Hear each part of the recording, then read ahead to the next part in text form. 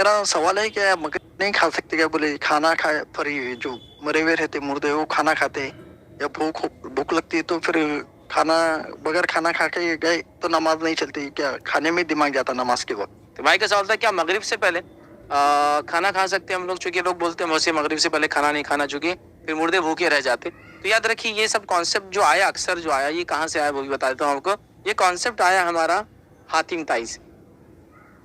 हातिम ताई की फिल्म आई थी, देखा आपने? हातिम ताई जाते, मगरिब का वक्त रहता और कब्रिस्तान के बाहर जागते रहते। कौन सा कब्रिस्तान था नहीं मालूम। सारों के लिए खाना उतरता आसमान से, फिर एक बाबा रहते उनके लिए खाना नहीं उतरता। फिर हातिम ताई जाके पूछते क्या हुआ, तो बोलते मैंने गुनाह किया। तो फिर हातिम ताई जाके वो गुनाह पुसाई करके आ जाते, फिर इनको मगरिब के टाइम पे खाना मिल जाता। ये सब फालतू बातें है, फालतू नहीं है। फालतू लफ्ज थोड़ा सा और डिग्रेड वाला है, ये बातें है। जो मर गया उसको खाने पीने की जरूरत नहीं है। मुर्दा में सिर्फ एक किस्म के ऐसे लोग हैं जो मरने के बाद भी खाते और पीते हैं, बस एक किस्म के लोग हैं, लेकिन वो इंसानी शक्ल में खाते पीते नहीं, और कब्रिस्तान में भी नहीं खाते और खबर में भी नहीं खाते। वो कौन है?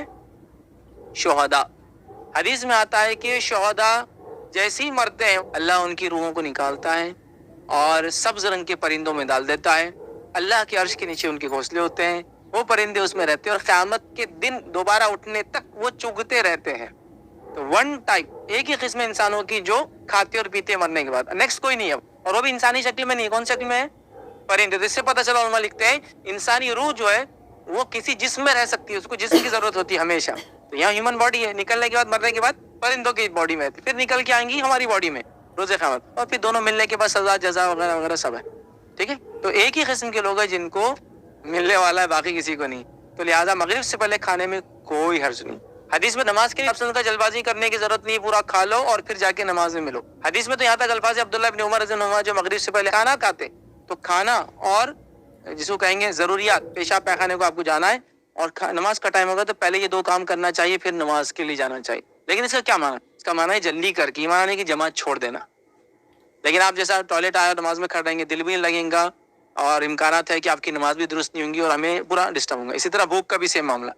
बिल्कुल मगरिब से पहले खाने में कोई है नहीं। लोग मगरिब से पहले बत्ती जलाते, अगरबत्ती जलाते, मोमबत्ती जलाते, रोशनी करते। आप खुशबू के लिए करें तो ठीक है, दिन चेंज हो रहा बोल के ठीक है, लेकिन ये अकायद हो कि रूहें आती है तो उनको खुशबू आना।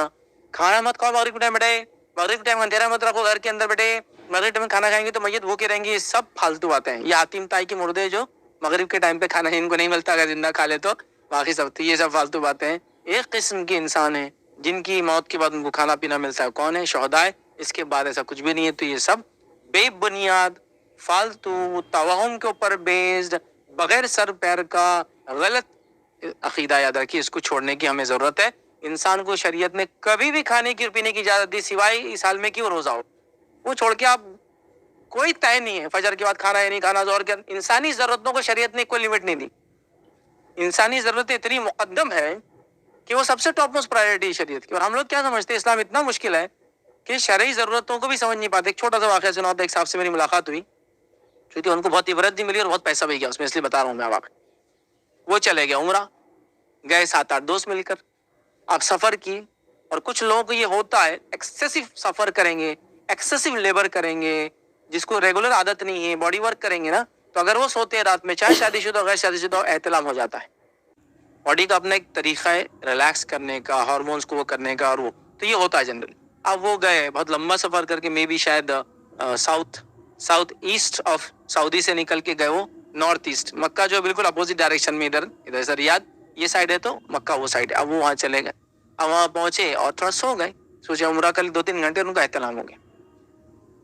एहतिलाम होना, पेशाब पैखाने का आ जाना, आँख में से मैल निकलना, कान में से मैल निकलना, नाक में गंदगी का जमना, समथिंग, कुछ भी ऐसा सीरियस नहीं है, एकदम नेचुरल है, ह्यूमन नेचर ही सब होता है, चाहे किसी भी हालत में रहो।